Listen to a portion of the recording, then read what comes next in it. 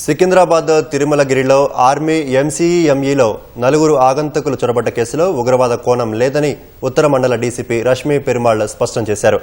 Army క్యాంటీన్లో ఉద్యోగాలు ఇప్పిస్తామని ప్రధాన నిందితుడు ఆశీష్ పన్నాగం పన్నినట్లు ఆమె తెలిపారు. బీహార్కు చెందిన ఆశీష్ కుమార్, మధ్యప్రదేశ్, మహారాష్ట్రకు చెందిన రాకేష్, ఆలియా, నగ్మా భాను హైదరాబాద్లోని ఓ కంపెనీలో సెక్యూరిటీ సిబ్బందిగా విధులు నిర్వహించేవారు.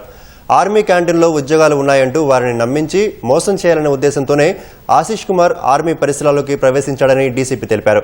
ఆశీష్ను రిమాండ్ నిమిత్తం చంచల్గూడ జైలుకు పంపినట్లు, మిగిలిన ముగ్గురికి నోటీసులు ఇచ్చినట్లు వెల్లడించారు. గతంలో బీహార్, కోల్కతాలో సైతం ఆశీష్ కుమార్ ఉద్యోగాల పేర్లతో ప్రజలను మోసం చేసినట్లు విచారణలో వెల్లడైందని డీసీపీ తెలిపారు.